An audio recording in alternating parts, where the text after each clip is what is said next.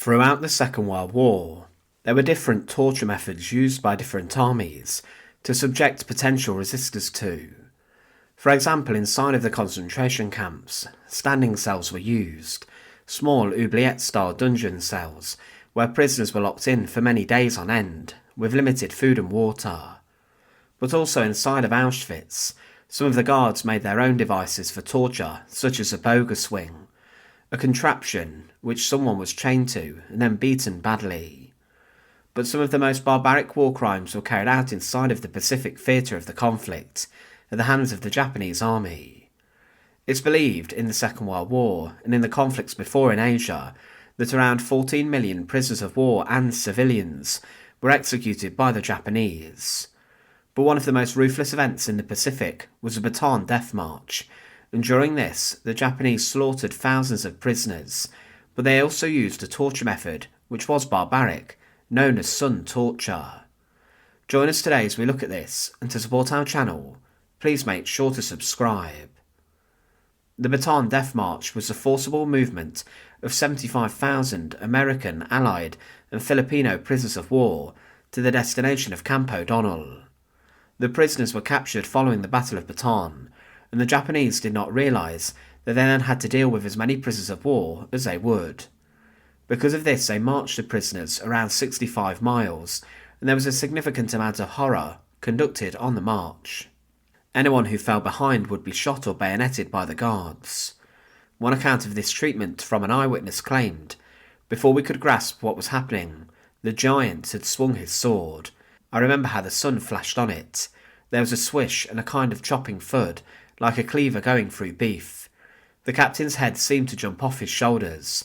It hit the ground in front of him and went rolling crazily from side to side between the lines of prisoners. The body fell forward. I have seen wounds, but never such a gush of blood as this. The heart continued to pump for a few seconds, and at each beat there was a great spurt of blood. The white dust around our feet was turned into crimson mud."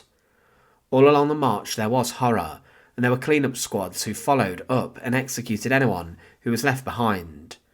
The cruelty of the guards was so that the victims were given little food, if anything, and water, but they also subjected the prisoners to what became known as sun torture, or sun treatment. The heat in the sun was blistering on the march, and the guards used the heat and conditions to subject the prisoners to a horrific ordeal. The victims would be forced to sit in the open with no hat or protection from the sun for long periods of time. They became very dehydrated and sunburned, which caused serious problems. The sun torture was done to make the suffering much worse, and from the heat there would be of course many other medical problems caused, from diarrhoea to also sickness. One prisoner who was subjected to this torture claimed, "Eventually the road became so crowded we were marched into a clearing. Here for 2 hours we had our first taste of the oriental sun treatment, which drains the stamina and weakens the spirit. The Japanese seated us on scorching ground, exposed to the full glare of the sun. Many of the Americans and Filipinos had no covering to protect their heads. I was beside a small bush, but it cast no shade because the sun was almost directly above us. Many of the men around me were ill. When I thought I could stand the penetrating heat no longer, I was determined to have a sip of the tepid water in my canteen. I had no more than unscrewed the top when the aluminium flask was snatched from my hands. The Japanese guard who had crept up behind me poured the water into a horse's nose bag, then threw down my canteen.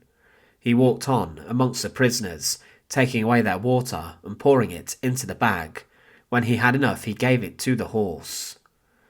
The prisoners were forced to sit in the heat for some time without any protection, and on the 60-mile march this would be a regular occurrence.